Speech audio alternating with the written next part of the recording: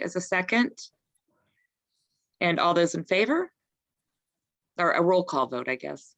Trustee Wells, Aye. Trustee Lawson, Aye. Trustee Marquez, Aye. Vice President Diaz-Solcom, President McAvoy. Aye. All right, oral communication, we do not have any. And we'll just jump right into the discussion item. And as a reminder, particularly for our audience, we may have some folks joining us for the first time. The study session is meant as an opportunity for us to delve a little deeper into a subject.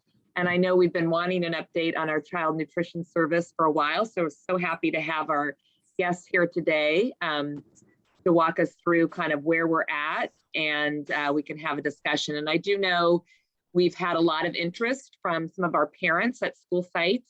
We know that there's a committee who's been meeting and coming up with ideas and questions. And so some of those will be answered, I imagine, through the PowerPoint, the slide presentation. And then there'll also be an opportunity for us to have a conversation as a board and maybe talk through some of the other questions and comments that have come in to us the last couple of weeks.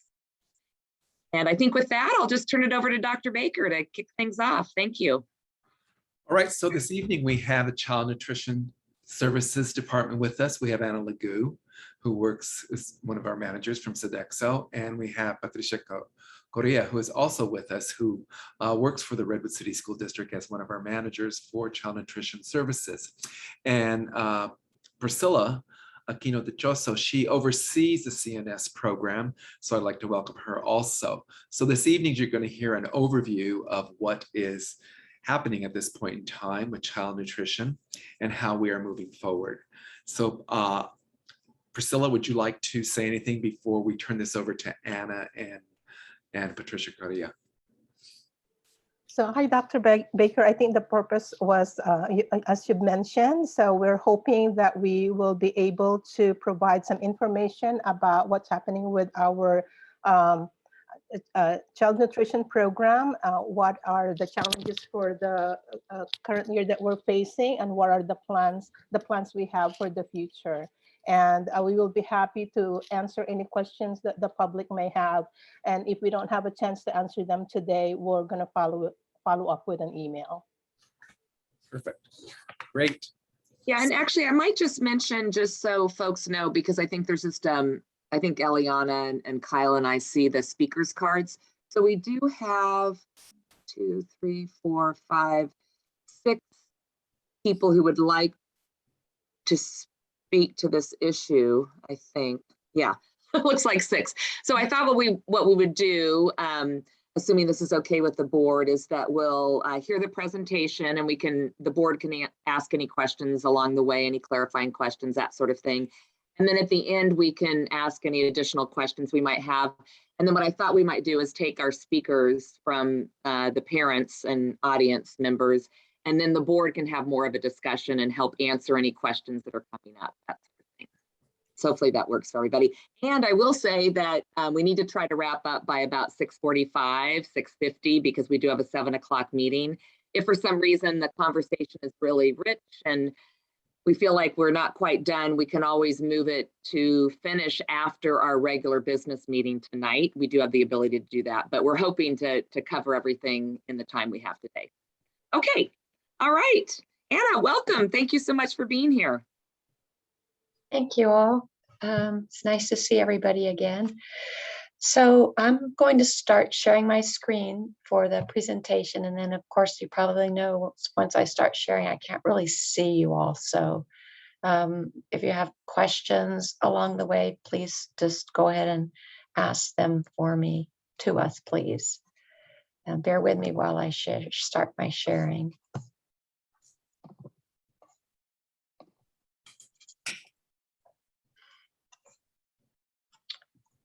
Okay, so just a little bit review. Oh, I can see you. Sorry, sort of.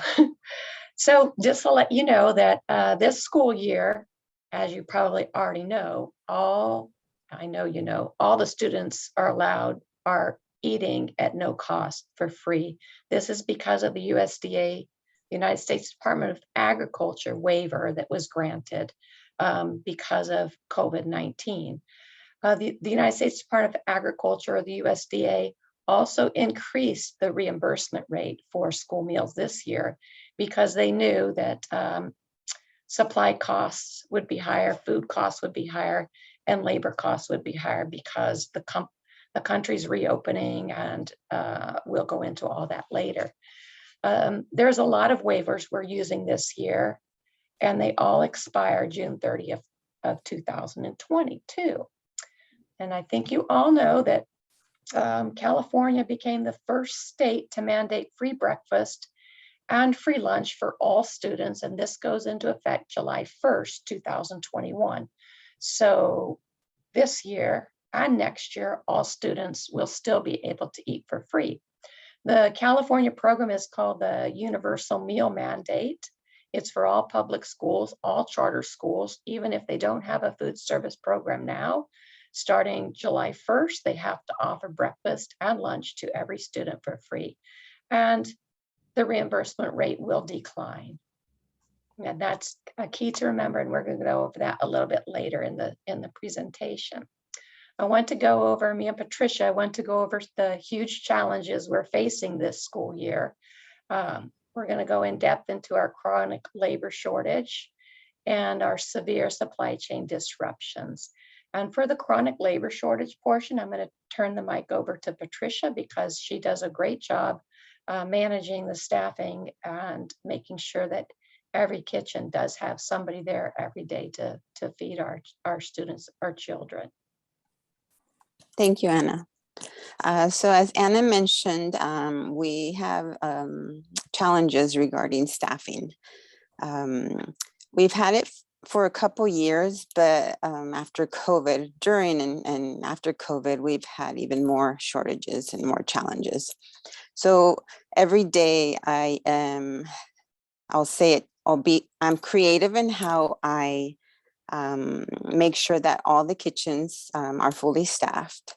I do have to move staff around so that everyone is covered and there's not a lot of stress on the staff. So everyone is rotated and all the students are fed daily. And this is not only our district, this is spread over the US. Everyone has different challenges. Right now, what I'm doing is I'm extending the shifts. So if the staff are available to work an 8-hour shift, I am approving that. And I gave them a heads up in June of this year to let them know of what we may expect this fall, this school year. So they weren't surprised that I was offering more hours, but it's not required. If they're available, it's great. If they're not available, we plan ahead so that they are prepared for the next day. Regarding vacancies, the management team has also been working in the kitchens to help out wherever necessary and support our staff. In order for us to make sure that our staff are not so overwhelmed or not injured because they're in such a hurry to complete tasks with limited shortages, we've had to sometimes not only have management work in the kitchens, but also we've had to change the menu. So we'll discuss that later as well. We currently do not provide any meals for distant learners. We don't have enough staff to provide that service. HR has been great. We've been working with them, but it's either we don't have enough people applying or the candidates who do apply do not qualify. For different reasons. They're limited to the days, the hours, lack of transportation. And when they do work, we only have them for about a week and then they find a different job. So every day is different, but I've been staffing the kitchens as needed. So I normally plan ahead So I know what to expect. But even if I do plan ahead every day, there's changes because in the morning, I start checking my phone at 5:30 a.m. Or actually the night before, I start checking afternoon, any absences, and then at 5:30 again. And then at 6 a.m., I start making the phone calls to my staff to rotate to different kitchens. And then I communicate with my staff via email to let them know of the changes. And by 7 a.m., everyone is where they should be. And so I continue working with HR to make sure that they have all the information they need regarding what we need. But there's only so much we can do if there's not many people applying or they're not qualified. Anna, do you want to open the absentee record? Sure. I track the absences different ways. The chart that Anna is going to show you is one of the ways for presentation purposes. So that way you can see how many staff are absent daily. We whited out the names. I have a different spreadsheet where I track the reasons why they're absent. So there's different reasons. Some are partial absences, they leave early. Others are on long-term leaves. Some are on modified duty. Long-term vacancies, we still haven't been able to find candidates or permanent staff for the position. So the vacancies vary. So right now I have certain leaves through November or modified duty. And each day I update this so that Anna can analyze each day of our daily absences. It's a challenge, but we make sure that every day our kitchens are fully staffed and the students are fed daily. And as I mentioned earlier, there are menu changes so that it's easier for our staff to manage feeding the students with a shortage of staff. It's a challenge to provide scratch cooking with limited staff. So Anna will discuss that further.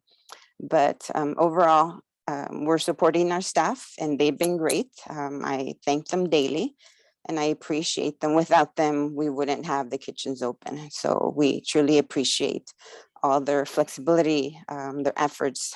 But I also want to make sure that they know that they're supported and they don't feel stressed, because they can easily be stressed or overwhelmed if they see the menu of the day and there's not enough staff. So I always make sure that I'm available for them if they want to talk or feel overwhelmed, and we support them in any way possible. And we have an open door policy, so they're always able to express themselves or give me feedback, which helps us improve our department. Thank you. So I just wanted to clarify a couple points Patricia made when she said that she makes sure they're fully staffed. What she really meant is she makes sure there's staff in that kitchen to make the food and serve the food for the students. It does not mean that kitchen is fully staffed to the FTEs that are allocated for it. For example, I'm just going to say Kennedy Middle School. Kennedy Middle School is a 3-person kitchen. Almost all school year, we've had only enough staff to put 2 people there. And what we do is basically management or our assistant here at the district office goes out and helps. And Patricia, correct me if I'm wrong, right now we have 2 substitutes. So, and they work every day if they can work and if they can get to the school where we need them to be at. So many times, Patricia and our staff is wonderful. We're so fortunate because, they might not be able to work at their assigned kitchen. We might have to have them move to another kitchen because we have to provide food for our students. We have to provide breakfast and lunch, after school snack, and sometimes supper. So you can't postpone that to another day, right? You can't postpone the work we do. It's just like classroom teachers. It has to be done at that time, at that day. So I'm going to move on unless there's any questions about staffing. Anna and Patricia, thank you. Real quick on this slide, I do notice that there's some kind of short, medium, long-term actions to be taken. And I don't know if you mentioned those. I didn't hear those, but I see them on a slide. And I do think they're important. Maybe you're going to talk about them more. But I do think, conducting a wage analysis would be important to do, right? Exploring change. Anyway, you want to just speak to these real quick about what the process is for this? So yes, we believe that, and we have talked to HR about this, we do probably need to conduct a wage analysis because right now we're not competing. We're competing with fast food restaurants now that are making $18 an hour and potentially getting benefits. And that's about, we're competing with that. And I'm not going to say anything about the skill level, but we expect our staff have to have computer skills. They have to be able to read and size recipes. They have to be somewhat skilled. The district requires that the leads have a GED, a high school diploma or GED, but we can't find people that meet this criteria. So we're exploring whether or not that the district should waive that requirement. Right now, our kitchens are fully staffed with leads, except not really. We've had one lead that's been out since the beginning of the school year. And what Patricia's done is we have placed a food service worker there, and then a lead from another kitchen goes and assists at that school as necessary. So that's how we're managing that. Does that answer? Yeah, thanks. So I do in the think blanks that there, those yeah, I think there's probably some Yes. follow-up for kind of longer term solutions. And then the other thing I'll just bring up, because the audience may not know this, and who knows, they may have candidates out there, is that, that these workers would be able to enroll in CalPERS, which is quite a huge benefit. That does mean, you'd want to stay in the system for a while to benefit from that, but it's there is a retirement plan, which I don't know if a lot of the other food service, the fast foods out there have something that's as comparable to CalPERS. So anyway, just bring that up. Yeah, But in the short term, people care about the salary for sure. Thank you. Yeah. So I don't think it's any surprise to anybody. Well, it might be, but I cannot believe the supply chain disruptions. I've been in school food service for over 25 years now, and I and my management team have never spent so much time trying to procure food and supplies. It's been unbelievable. There's some really good reports over here that you could click on and read. But just to go into what we're doing and how we're trying to mitigate this disruption so that our students do get meals. Since the start of the school year, we've been working with our suppliers and planning our orders out 3 weeks in advance. The kitchen leads help us forecast how much to order and bring in because we do have limited storage. Sodexo works really closely with vendors and small vendors and big vendors to find out what their shortages are going to be. And they don't always know what their shortages are going to be because they're in the same position we are in. They don't have labor to make the food. They don't have truck drivers to transport the food to market. And market for them is for them to transport it to our distributors. Our prime distributors right now is Cisco San Francisco, which is a huge house, Gold Star Foods, which is a huge, huge house. And then we have our dairy and our produce and our bread companies. All of them are suffering from driver shortages. So driver shortages means we might be expecting a delivery, and it doesn't come. That has happened a lot with milk. So we've moved to some shelf-stable milk, which actually has helped two things. It's helped the missing of the milk delivery or the late milk delivery. It's also helped our cold storage problem because we've had equipment failures, and equipment failures of cold storage equipment and heating equipment is not a good thing to have.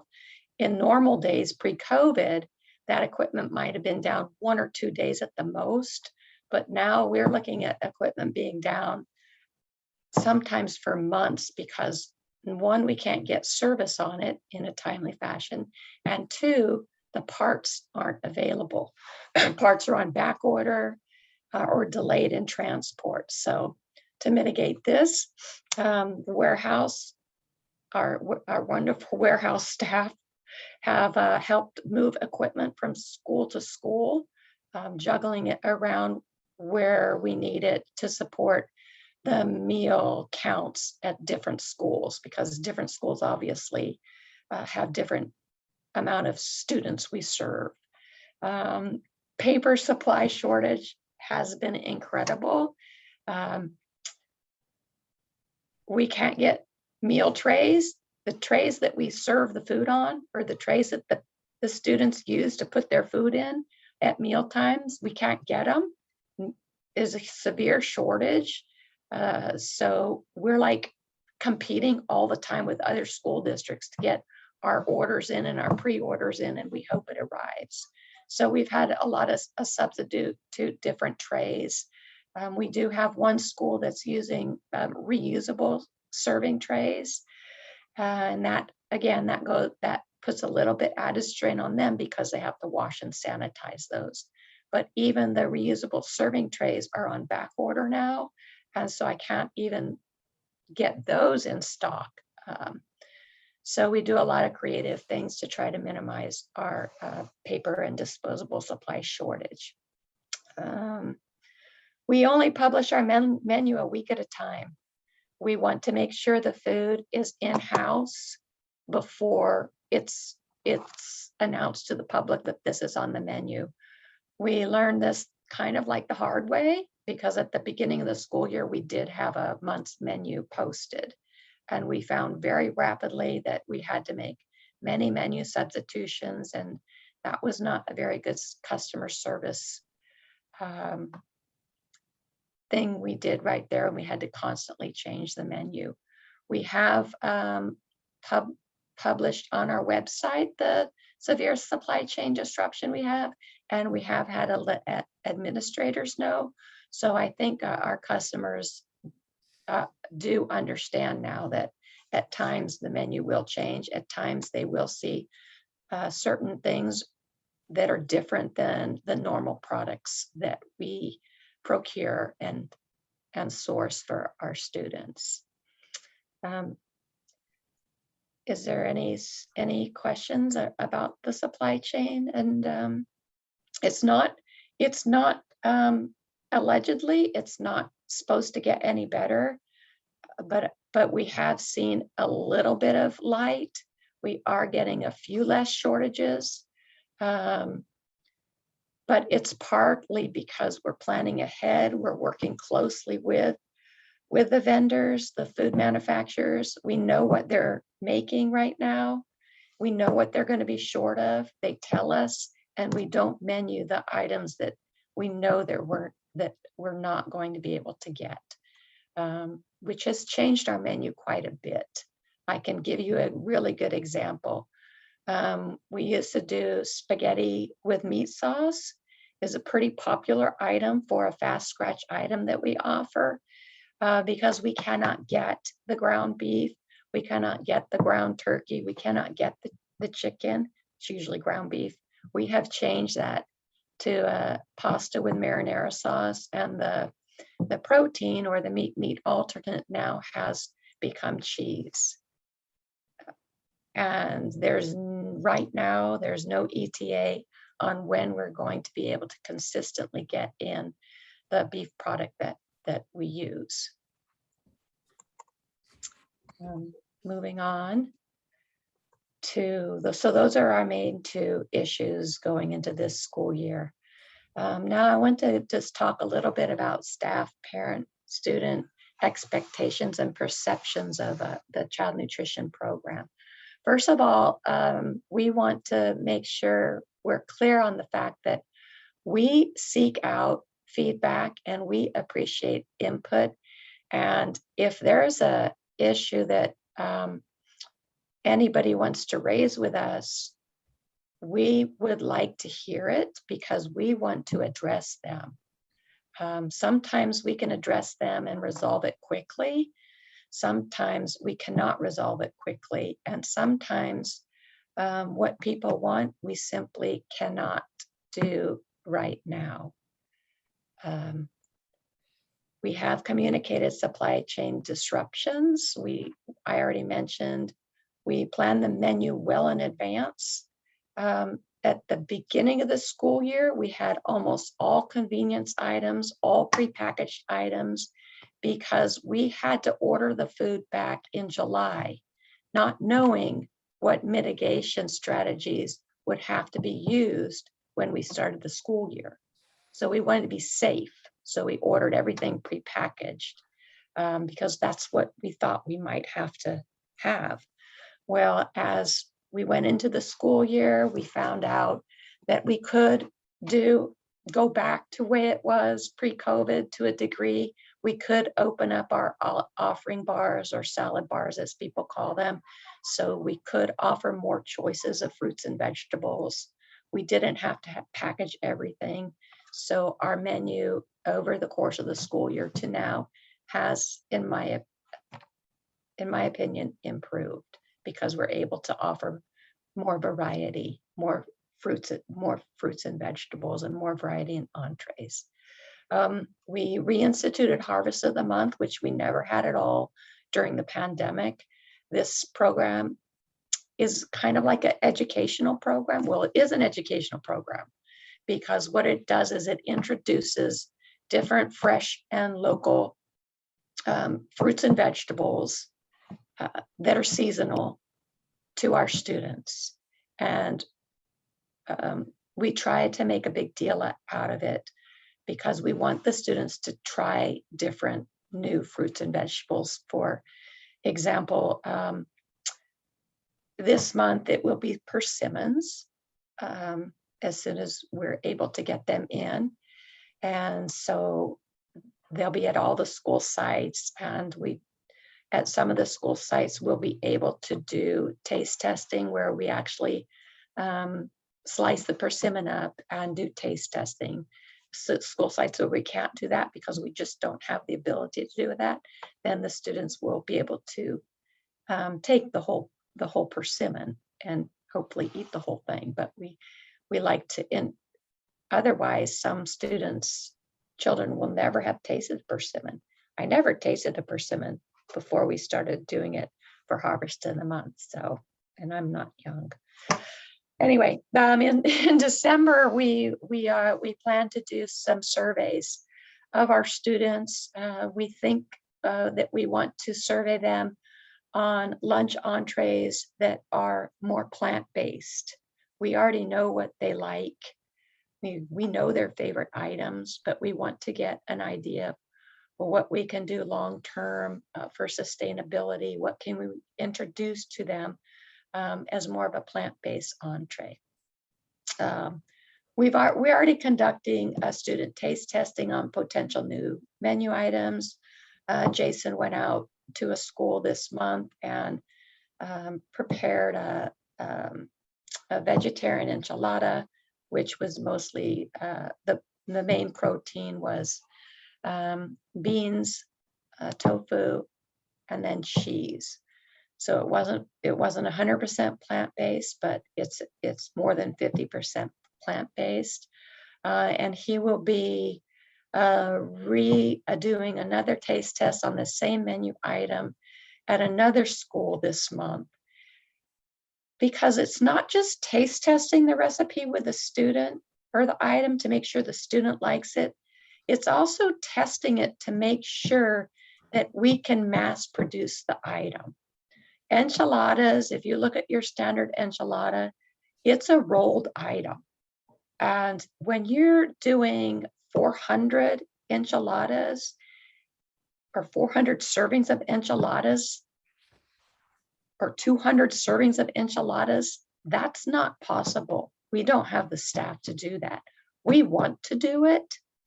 So the next recipe taste testing, Jason will take the recipe and find out another way to make that item that's presentable, that is not in the rolled enchilada form. So that's kind of the process we do when we test recipes that we consider fast scratch recipes that are very time consuming to produce, and you want them to be consistent, and you want the students to actually want to eat them.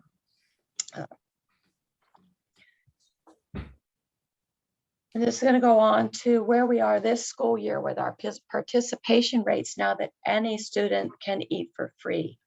Right now, 47% of our students on average are participating in the breakfast program. This compared to pre-COVID 2019, where 28% of our students participated in our breakfast program. Right now, about 60% of our students are participating in our lunch program, compared to about 47% pre-COVID. So we have percentage-wise a big jump in breakfast and not as big a jump in lunch. What does that look like in numbers? Even with declining enrollment, our breakfast numbers have increased over pre-COVID. Even with declining enrollment, our lunch numbers, meal counts per day, have increased some compared to pre-COVID, except for at Garfield and Hoover, where they've just pretty much remained flat. That's probably because a lot of those schools were very high free and reduced to begin with, so we were already capturing most of those students. Participation has increased the most at our low free and reduced schools. And I think this will become a little bit more important or challenging next school year for us. And I'll explain that later in the slide. And we did start, another notable changes, we did start offering supper meals. Just a point too, I do want to also stress that before COVID, our meal counts just plummeted.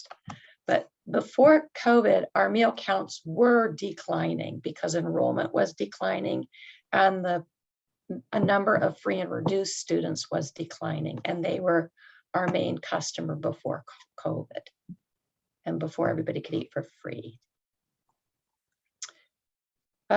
So this goes back to the very first slide where I told you that this school year we have a higher reimbursement rate. Next school year, our reimbursement rate declines. So based on right now, the meals we're serving now and the revenue we're bringing in now, using the same numbers for next school year, our revenue is projected to decline over $500,000.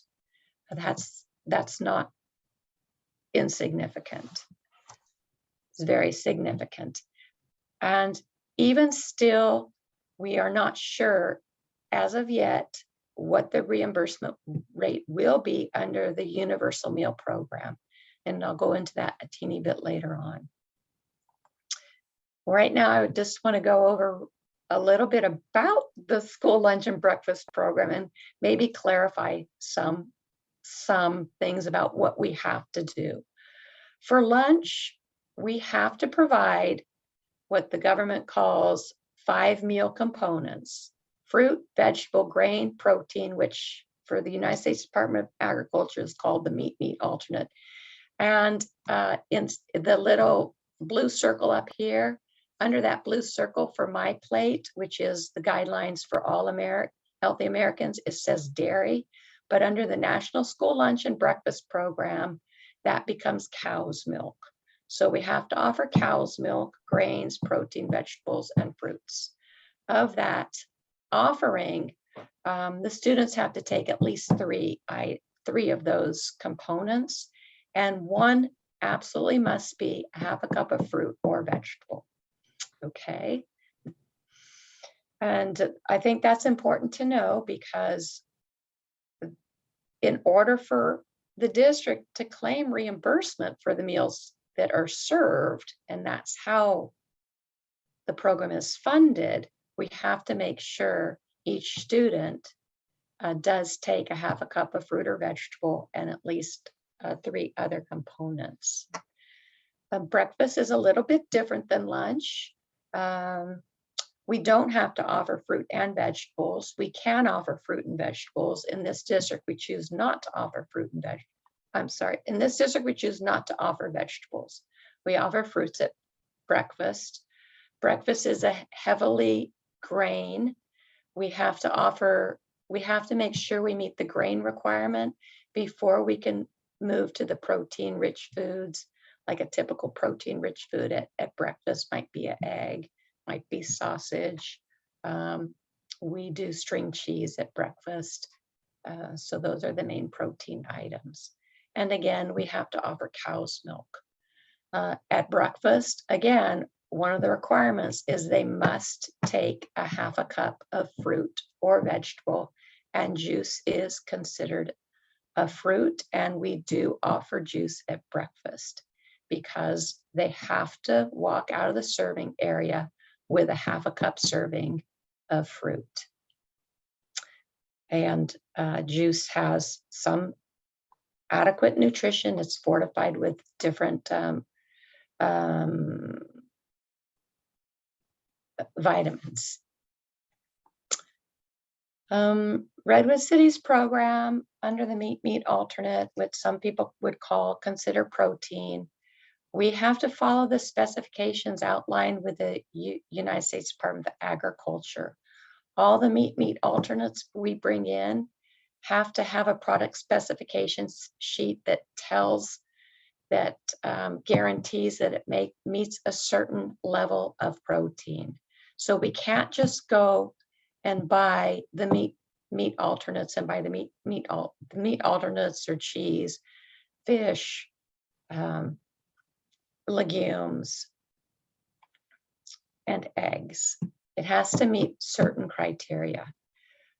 Right now, all of our meat products we bring in are 100% pre-cooked.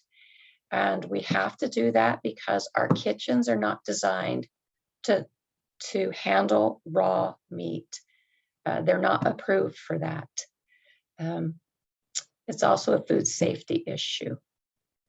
All of our ground beef and beef patties are 100% lean ground beef. They're lean ground beef, 100%. There's no fillers. All of our hot dogs, our sliced deli meats are turkey or chicken, and they're all naturally cured. They're 100% nitrate free. All of our cheese products are natural.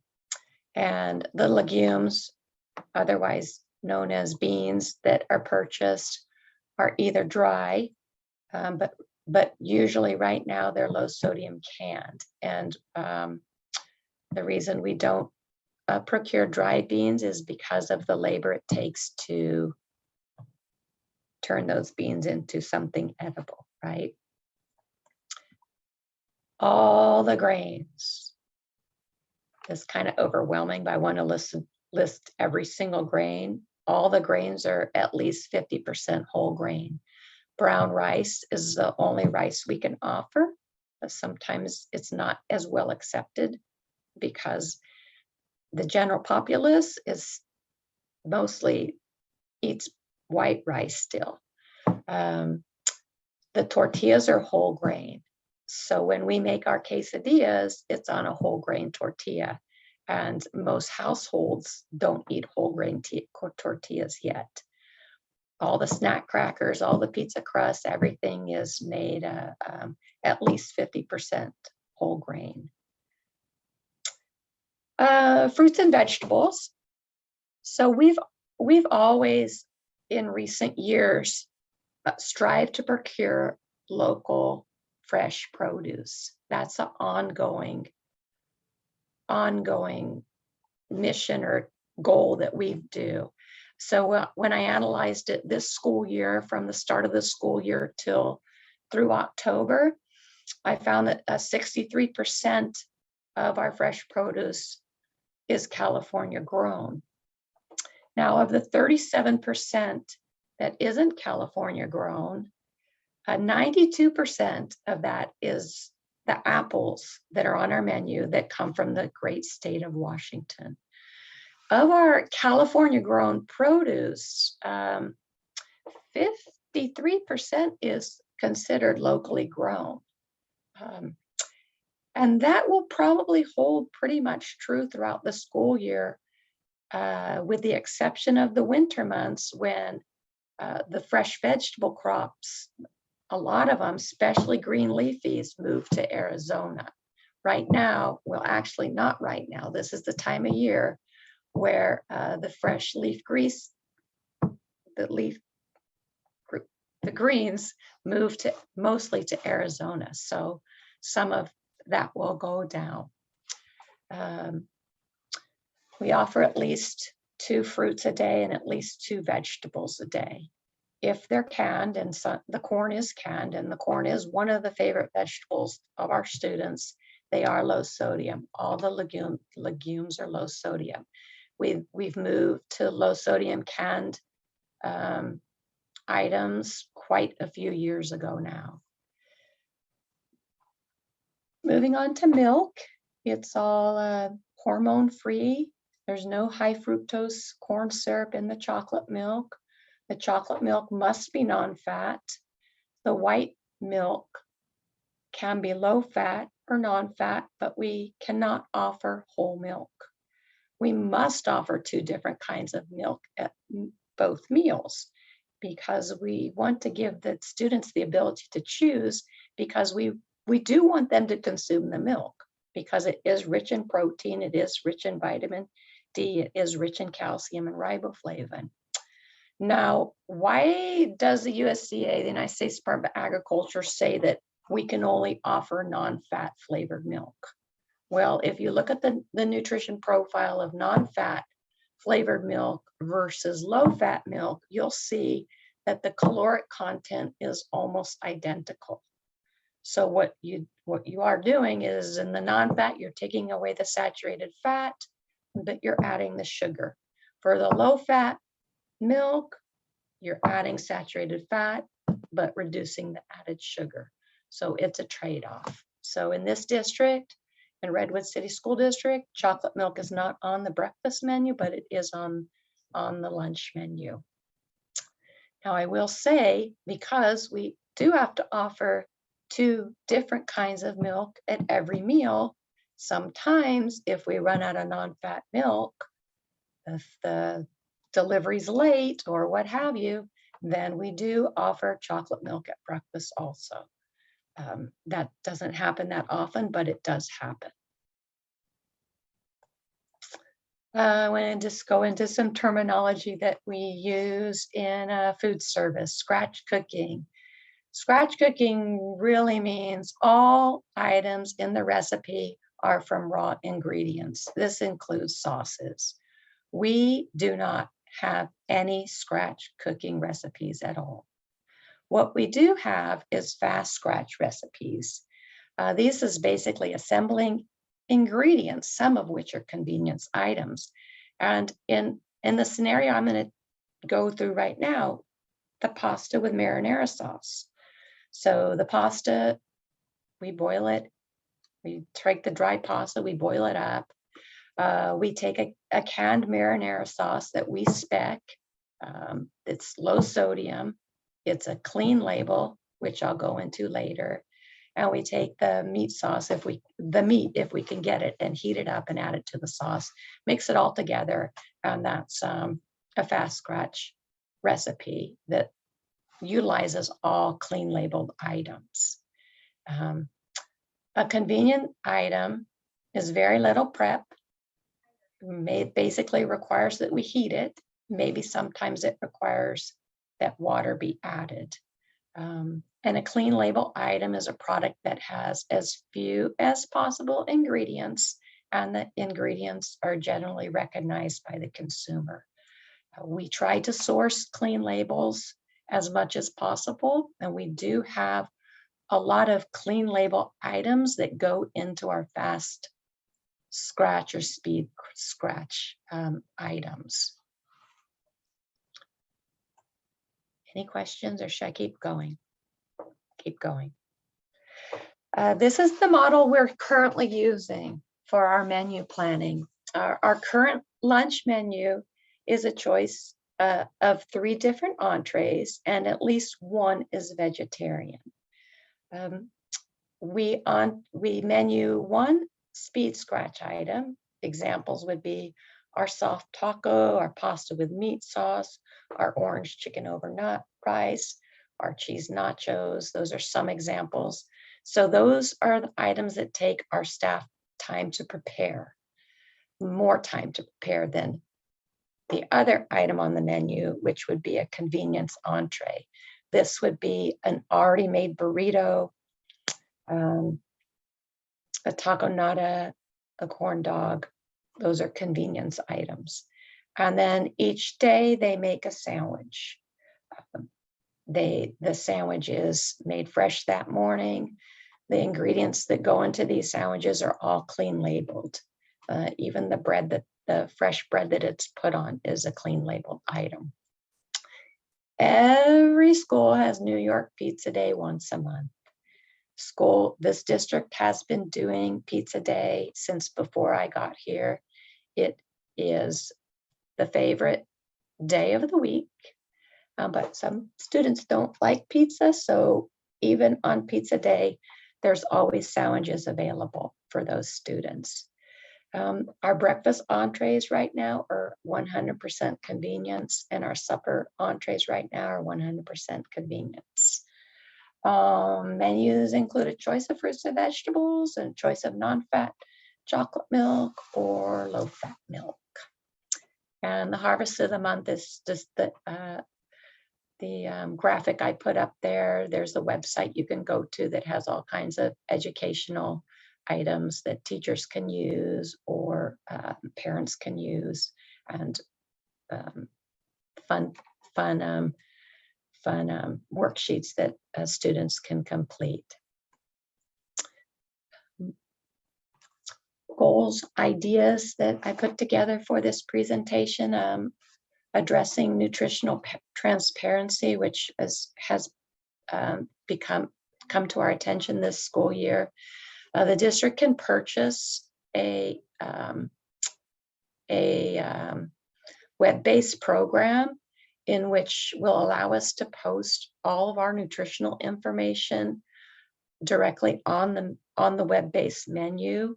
I can show you a sample of the website if you want to, but basically the user just hovers over the menu item and the nutritional information will pop up. It's really nice, and it does have a lot of nutritional transparency. It also will let the user know what common food allergens is in that food. I've costed that out. It's relatively very reasonable actually, and I think it would bring a lot of value to the Redwood City School District website to have this available to our parents and students. Promoting sustainability is a goal for our department, as it is everywhere. I mentioned earlier that we want to do some taste testing on plant-based entrees to assess for student acceptability. We've already implemented share tables at some schools. This is what it is basically it's a table. So if a student picks up a milk and decides they don't want the milk after all, they can put it on the share table. And another student that wants more milk or didn't have milk, maybe because they brought their lunch from home, can go pick up that milk from the shared table and drink it, so it's not wasted. There's very stringent guidelines as to what can be put on the shared table, but it does help reduce food waste, and it does get more nutrition in some students that may not have brought those items from home or are hungry. Support the composting and recycling efforts of the facilities plan. And I think that last bullet point's a little bit redundant. And we still want to try our best to continue to promote the fresh and local through the Harvest of the Month program. Just planning ahead for next school year. I'm really concerned about the outreach efforts to the households to encourage them to still complete the free and reduced meal application. Even though all students will be able to eat for free, we still have to collect a free and reduced meal application. That's, it's a little bit complicated, but we do have to claim for reimbursement the students under the meal category that they are eligible for next school year. So we have to be able to identify what students qualify for free, what students qualify for reduced, and what students do not qualify. But more importantly, for the district, we have to maximize the amount of students that do qualify for free and reduced to help the district's unduplicated pupil count to maximize funding to the district. There's several fundings that rely on that data. How long will lunch lines? How can we avoid long lunch lines? Because next school year, we will have to put the students back on meal cards and PIN numbers. This year we don't, because all students are claimed in the free category. Next year, we can't do that, so we have to claim them in the category of meal eligibility. I'm not too worried about schools like that we already had a schedule, a staggered meal schedule with schools that were high free and reduced. I'm more worried about our low free and reduced schools. Now that more students at those schools are eating, how are we going to manage the lunch schedule? How are we going to stagger the release of those students so we can get them through the line fast enough so they have time to eat their lunch? Because meal cards and PIN numbers will slow the line down some.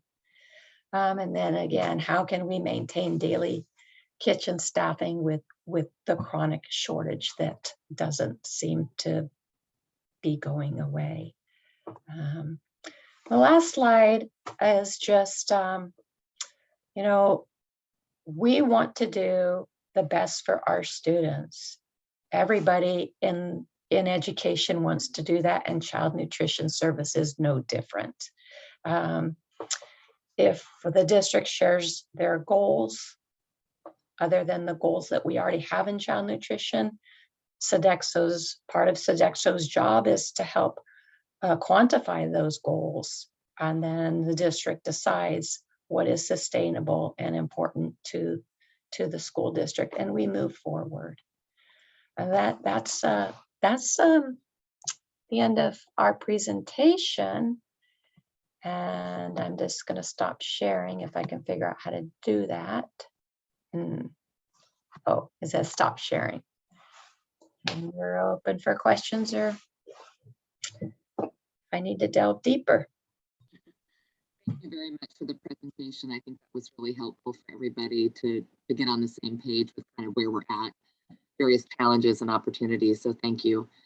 I think what I'd like to do, there's a lot of questions and comments that came through on the chat, some of which we may be able to address in this session, and I think some others will probably need to go back to food service or child nutrition service, as well as the committee. And I know, Anna, while you were presenting, there's no way you could be looking at the chat.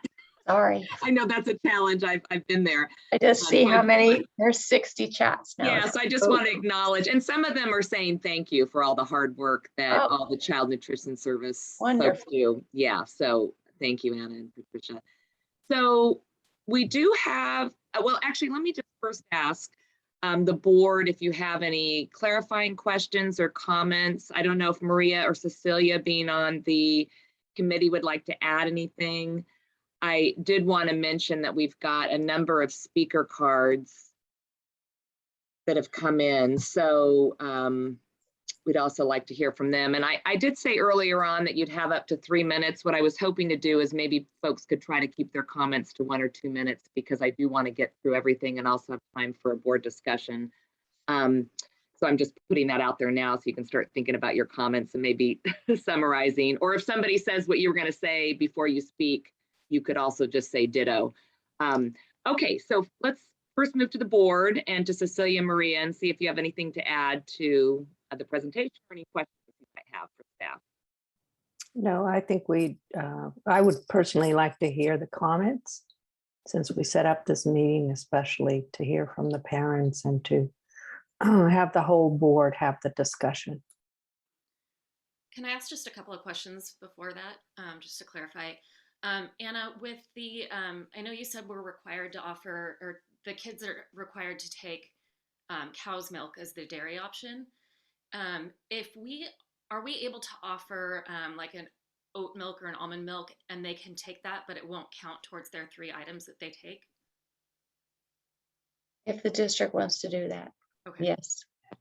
Okay. And then my other question, I think is Just real quick, we have to offer cow's milk, but then that can be one of the 3 out of 5 options. And then we could also have a plant-based milk. No, if we offered a plant-based milk, it wouldn't count at all. An example of that is like cream cheese. Cream cheese doesn't count at all. It counts in in the overall calories of the meal, but it doesn't count to qualify that meal as a reimbursable meal.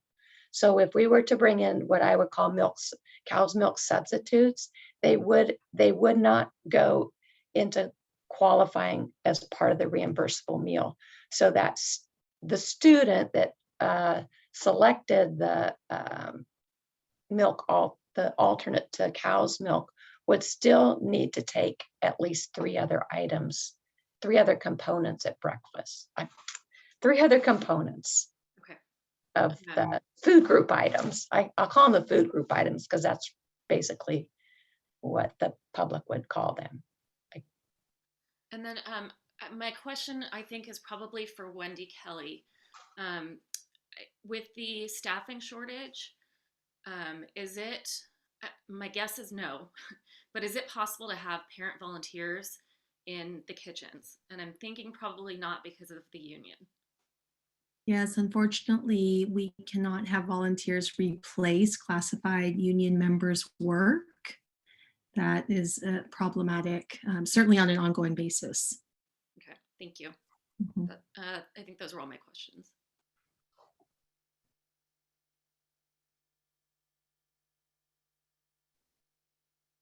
Any other questions before we take the comments? Okay. All right, so let's see. I don't know, Kyle or Eliana, if you have, I guess Kyle, you're the one who will bring folks over. You may see the list as well, but I'll just say we have first Jessica Shade, and then Eliana Harrison, and then Janice Maloney. So we'll start with Jessica. And if folks could try to keep comments to 1 or 2 minutes, I think that'll be helpful so we can get through everybody. All right, welcome, Jessica. Thank you so much. I am can I turn on my camera or no? Okay. Hi, everyone. I'm the parent of a kindergartner at Orion with an incoming TK student next year. I chair the Redwood City Healthy Schools Meals Committee, which was just launched in September and already has over 50 members. We have schools involved really across Redwood City, with more joining daily. And I'm so appreciative for all of the sharing the challenges that we're facing right now. This truly is an unprecedented time in school meals. We're hoping to get support from the district to think about a long-term goal of including scratch cooking in the school district, ensuring that the meals that we're feeding our students model what people should be eating, reducing highly processed and high sugar menu options, and to use school meals as a way to teach students about lifelong healthy eating habits. We want to make Redwood City a leader in transformative school lunches. I know this is not going to be an easy or quick change, and that it's an exceptionally difficult time for school meal programs with supply and staffing shortages. We aren't asking for immediate changes, but a long-term look toward the future of our food system. School food change is important to me because in elementary school, kids aren't just learning how to read and do math, they're also learning what they should be eating for the rest of their lives. And when they see pastries and corn dogs served at school, that will form the dietary patterns for what they think they should be eating as adults.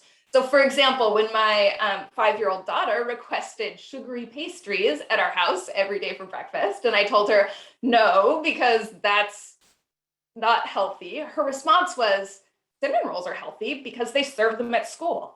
So we need to think of school meals as learning tools because whether we realize it or not, kids are learning from what's being served in the cafeteria.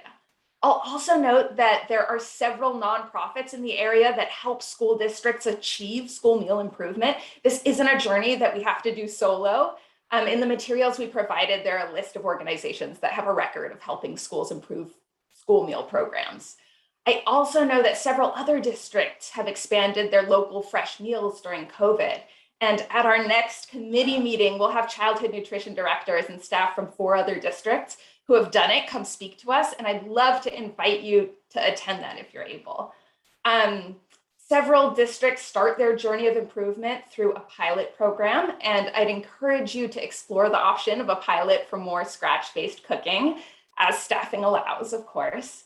So thank you so much for your time and for all the effort that you put into making Redwood City such an incredible school district. Thank you, Jessica, for your comments, and thanks for your leadership on the committee. All right, let's see, Ileana Harrison, please. Here she is. Thank you so Welcome. Hi, thank you, Anna and Priscilla and your team for all the work that you've done with the supply chain issues and the staffing shortages. And thank you for the board for taking the time to address this important topic. I'm a parent of a kindergartner at Orion, and I'm also a pediatrician who spends a large part of my day discussing healthy eating habits with parents and children. So I'm sure that it doesn't surprise any of us that a child's food preference and eating behavior is linked to overall health and wellness. And I feel like together we have the chance to teach a healthy lifestyle, just like anything else we would teach in school. Our school district has already taken some steps to improve the nutrition program. Like Anna mentioned, the harvest of the month, and they've worked to reduce some of the sugar, high sugar items in the breakfast content, but I encourage us to do a few more things.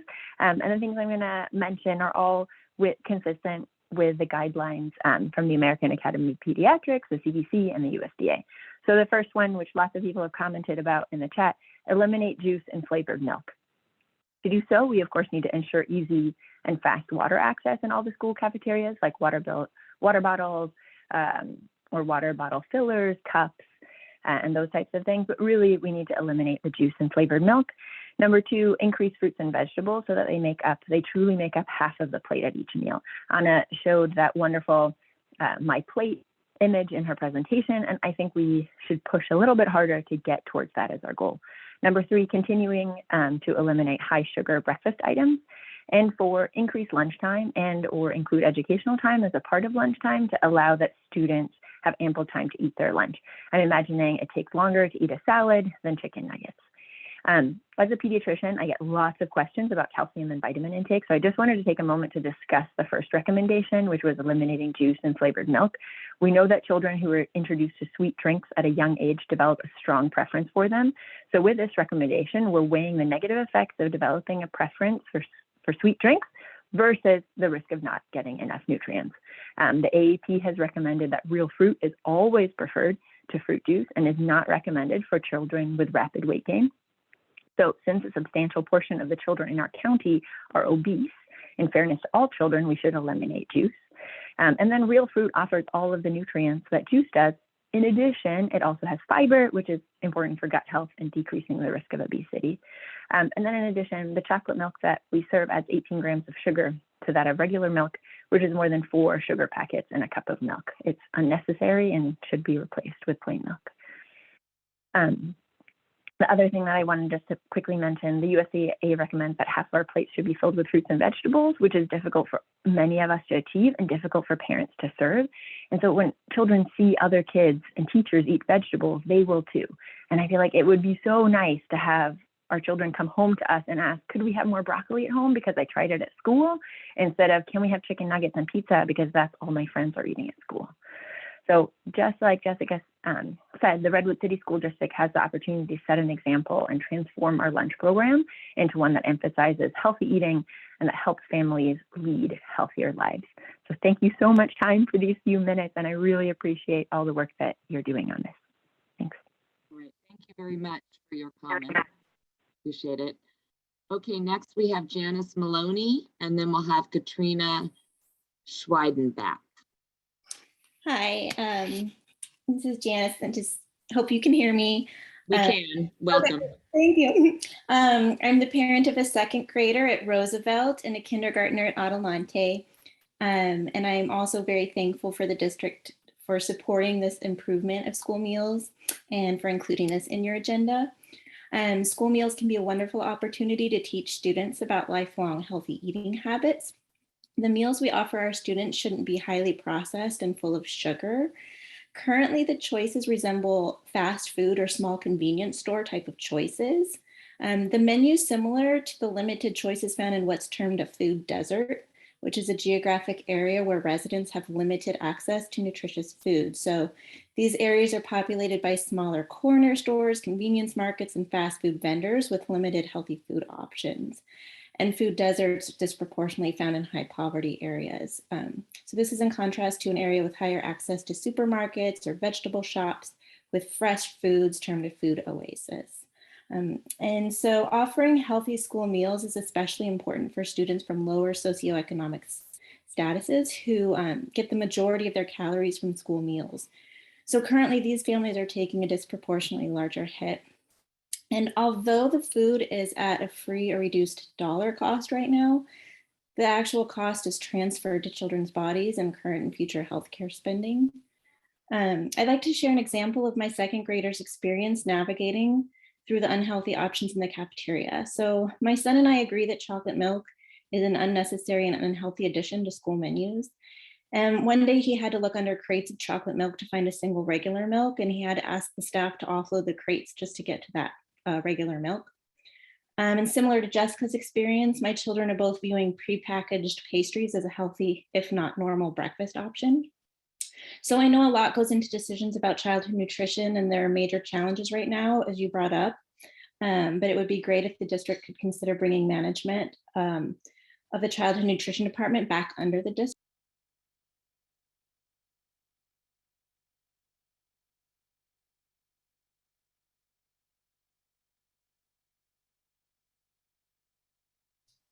We lost her, Lisa. Yeah, I think so. Sorry, I was looking for my unmute button. Yeah, I'm gonna try to get her back here. Okay.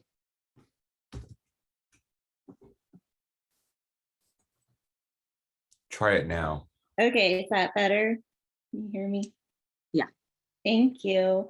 Okay, so just want to make sure that okay, so we know a lot goes into the decisions about childhood nutrition, and there are major challenges right now, as you brought up, but it would be great if the district could consider bringing the management of the nutrition department back under the district. And if that isn't feasible, then we'd love for the district to allow for parent input into the next contract request for applications so that we can more heavily weigh healthy food options, or at a minimum, minimize that ultra processed high sugar foods. So students and parents should be included in that selection. So thank you again for your time and support for including this in your agenda. All right, Katrina Schweidenbach, and then we'll have Wai-Ting Chen, please. Hello. Thank you. Katrina, Yes, you can hear me? Yes. Okay, thank you very much for taking the time to hear our concerns. I know it's a really challenging time for schools right now, and we super appreciate it. My name is Katarina Schweidenbach. I'm the mother of a kindergartner at Adelante, and from 9 to 5, I'm a biochemist. I'm addressing you today to request that the Redwood City School District work towards providing students school lunches that model a healthy diet. And that means, as many of the other parents have said, eliminating highly processed and sugary foods, and ideally cooking nutritious meals from scratch using whole foods. I mean, that's a bit of an ask, but that would be amazing. All right, so I was raised in an Italian-American family where love is expressed through food. And one of the ways I express love to my own children is by preparing healthy and delicious meals, even if I am sometimes up past midnight preparing those meals. And for the past few years, I've been rewarded for my efforts by my daughter returning from preschool with an empty lunchbox, having gobbled up all the healthy food I prepared. However, when she started kindergarten this year and had the option to choose cinnamon buns and corn dogs over the food I had carefully packed for her, she stopped eating her packed lunches, and she also came home absolutely hangry, just completely cranky, collapsing on the floor, total meltdown. And even worse, I felt as though my efforts to model healthy eating habits for my daughter were being undermined by the school menu. And like many of the other parents have said, my daughter would say things like, "Why can't I have juice at home? They give us juice at school." And my response would be, "Your pediatrician doesn't think you should drink juice regularly." So, I had this problem. I had this daughter who's just melting down and she's not eating my food. And now, luckily for me, the allure of the school lunches has mostly worn off. Eventually, my daughter decided that she liked my food better. But I remain worried about the students who rely on the school lunches, for whom those meals are their primary source of nutrition. I appreciate the many, many challenges that were presented to us today and all the constraints that make it super challenging to provide higher quality food. But the current menu does our children a terrible disservice. Too many empty calories leave kids hungry, and hungry kids can't focus and are more likely to have behavioral problems. Beyond that, the kids are internalizing what constitutes healthy eating habits based on what they're being served at school. And these highly processed foods and sweets just should not be eaten regularly. But the good news is that there are a number of nearby school districts, Berkeley, Sausalito, West Contra Costa, that have tackled this same issue and have developed truly enviable school lunch programs that feature freshly prepared meals, incorporating local farm produce. So thanks to these school districts, we already know that it can work. And there are templates for how to get it done. And remarkably, it doesn't even need to cost more. Certainly re-envisioning this district school meal program is not a simple task, but I've spoken to many parents with the same concerns, a number of whom have spoken today. And there are a lot of parents who'd be happy to roll up their sleeves and help, whether that means writing grants or volunteering. And the potential benefits here are just huge. I mean, Redwood City students sitting down each day to a delicious and nutritious lunch that models healthy eating, and then returning to the classroom nourished and ready to learn. All right, thank you, Katrina. All right, next we have, and I also just want to do a time check at 6:45 p.m. and I will need to wrap this up at 6:55 p.m. So we'll go ahead and hopefully have time for the rest of the comments. All right, Wei-Ting Chen, please. Hi, yes, thank you very much. And then Keely Vega will be the next one, just to let you know. Great, Okay, thank welcome. you very much. Good evening, everyone. My name is Wei-Ting Chen, and I'll start by sharing that my kindergartner at Orion has actually been eating school lunch since day one. And as a working parent, I'm very appreciative of having this resource available. Professionally, I study the relationship between food insecurity and chronic disease prevention and management. And in a previous role, I collaborated with school leaders and child nutrition service teams to implement federal nutrition education programs in San Francisco, San Mateo, and Santa Clara counties at eligible school sites. Going back further, I worked with the USDA National Agricultural Library to generate evidence base for the benefits of farm to school programs.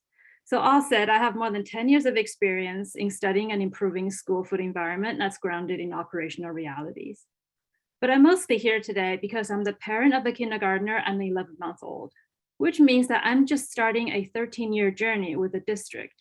And I am just one of thousands of parents who will have such a long-standing relationship with our CSD. And I hope to use my public comments today to really advocate for genuine and long-term parent-district collaborations that ensure that all students in our district, regardless of family income, race, ethnicity, immigration status, and schools of attendance, will be able to consume appealing meals at school and thrive in physical and learning environments that help them develop lifelong healthy habits. So we've already heard from other parents, and I just wanted to share or reiterate, reinforce two ideas that are intended to encourage co-learning and co-creating of child nutrition priorities for our district. My first recommendation focuses on policies that guide our everyday practices at home and at school. We need formal opportunities for parent involvement on district-wide wellness and child nutrition policy committees. Parent participation opens up ways of collecting and incorporating input from parents from all schools across the district. And this type of engagement creates opportunities for communication and increases the likelihood for parents and schools to share consistent messaging and practices about healthy habits at home and at school. And my second recommendation focuses on parent input in the allocation of district resources.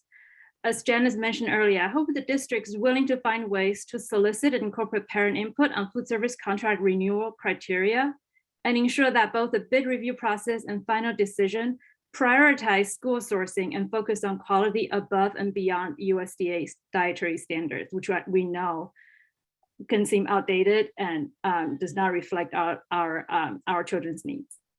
And just my last comment, the upcoming implementation of California's Universal School Meal Program presents an incredibly exciting opportunity for innovating school meals. The programs will no doubt create a large number of new student customers and parent stakeholders who pay close attention to what's happening in school cafeterias. I would like to encourage our district leaders and my fellow parents to also use this opportunity to think about issues beyond the lunch tray and create new models and best practices in parent-district collaboration. Thank you for your attention and time. Thank you. And next we have Keely Vega. Yes, hi everyone. My name is Keely Vega and I am the mother of a first grader and a future kindergartner at Henry Ford Elementary School.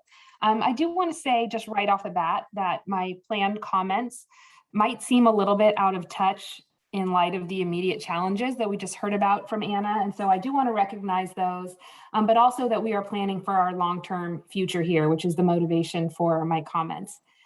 I want to share my family's experience with the district's nutrition program. Because of the COVID shutdown, I had the chance to see the food offerings firsthand in my kitchen, which we don't usually get to see when our kids are only getting the food at school. When we were schooling from home, we picked up the weekly meal kits that included food for breakfast, lunch, dinner, and snacks. And then when my son was back in the classroom part-time, he was sent home with a bag of food each day. And to be totally candid with you, the food was really disappointing. The majority of the food was highly processed, loaded in sugar, and low in nutritional value. It included a lot of frozen corn dogs, cinnamon rolls, cookies, tater tots, pan dulce, and tons of juice. It included very little vegetables and fruit. And this seems to be the same food that our children are receiving for lunch now that we're back on campus. And I will say that there are many, many students, including my own son, who say that New York Pizza Day is the only day worth getting hot lunch, and they otherwise avoid the school food and bring food from home. So with that in mind, I would encourage the board, if you haven't yet, to try a sampling of the food yourselves. For me, it was eye-opening. It also brought to light an obvious contrast between the promotional materials that we receive about the food, including, and I say this with respect, some of the information that we've heard here tonight, which touts whole grains and healthy ingredients and clean ingredients versus the actual food that our kids are given. I do have a lot more to say, but in the interest of time, I'll just end with two quick things, which is you've heard from many parents from the Healthy Meals Committee tonight. There are dozens and dozens of interested parents across this district with super impressive credentials and a lot of love for our students. So please leverage this resource. And also, I just want to encourage the board in your future decision-making to please prioritize higher quality food for our school meal programs. School meal transformation has been successfully done in other districts, and I really believe we can do it here too. Thank you. Thank you. We did have one more comment from Evelyn Weaver, but I don't see an Evelyn Weaver on the participant list. If Yeah. you're there. Oh, Kyle, do you see her? I did not see. I was just going to reiterate what you had Okay, just said. I'll just say that the comment was, and we heard this from other folks and then also from emails, a longer recess, like more time to eat. So I think the sentiment there we've saw in a couple of emails was around giving more time to eat and then also having time for recess. All right. Well, thank you for all the comments. It's pretty clear from the resources out there. We have a lot of experience and a lot of folks that could help us. So certainly appreciate all the offers of assistance and comments. So board, it is 6:52. We have our 7 o'clock meeting. I guess I'm looking for some direction from you. We're obviously not going to be able to address all of the comments that we got today. We do have our Child Nutrition Service Committee. That's a standing committee that could take this back and maybe come back to the board with recommendations. We could also continue this discussion at the end of our business meeting tonight. I think we would probably have a little time for that, but I don't know, Anna and Patricia, that asks a lot of you to stay up, you know, or the board could just have a discussion and then we could get back to you, but you probably want to. President McAvoy? Yes. Evelyn has identified herself as a person with her hand up in the attendees list. Okay. All right. We'll go ahead and take her comment and then we'll have to move on to our 7 o'clock meeting. The board can think about the answers to the questions, I guess, on how we want to handle it. Okay. Wait, no, that's Katie, not Evelyn. That is who she identified herself as in the chat. Oh, okay. I'm Katie, the mom. It's Evelyn, the kid who has the comment, but we couldn't change the okay. name. All right. Thank you. Okay. Here she goes. I would like to make recess longer because I see some kids who are still eating when we need to leave, and that makes a lot of food wasted. It takes away work from others who grow this food to give us. I agree with others who have spoken today about how the food here is unhealthy and some of the chocolate milk is non-fat, adding added sugar instead of saturated fat. Thank you. Thank you very much for the comment, Evelyn. We always like to hear from our students, so we really appreciate you coming to our study session tonight. Thank you for representing the student voice tonight. Appreciate it. Sat through a long meeting to get to do that. Yes, didn't realize she was a student. We could have called on her earlier, so sorry about that. Okay, all righty. So, Dr. Baker, board, how would you like to deal with this? So Lisa, if this is going to continue after, you know, our 7 o'clock meeting, you're going to need a motion to move forward with this and put it on maybe after the discussion on the transfer of territory, not transfer of territory, but I mean the trustee territory piece. Yeah, let me just look real quick. Because the first discussion item will be the North Star Moving Forward Committee, and then Right. after that is the trustee area revisions. So if you want to continue this discussion, you will need a motion, and then it will be right after. Right, I think that makes sense because a lot of the other items on the agenda after that are more rote in nature and probably don't have as much community interest as this one. So that's a good idea. Do I have a motion to finish this conversation at our other board meeting? And that would become the new 8.2A or something. So we'd cover it after the potential trustee revisions.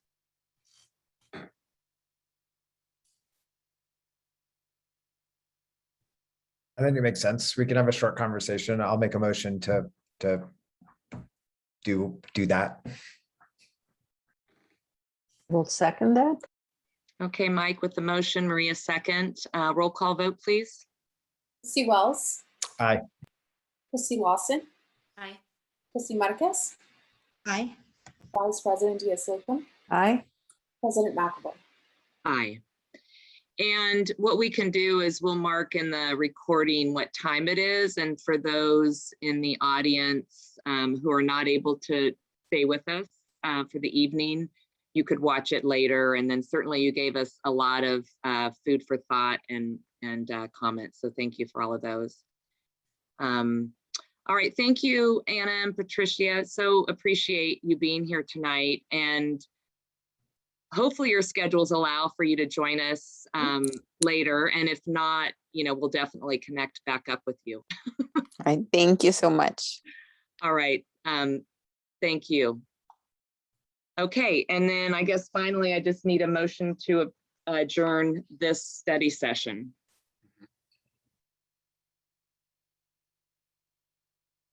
I thought we continued it. Oh, geez, thank you, Maria. I'm sorry. Yeah, got too many things going on over here.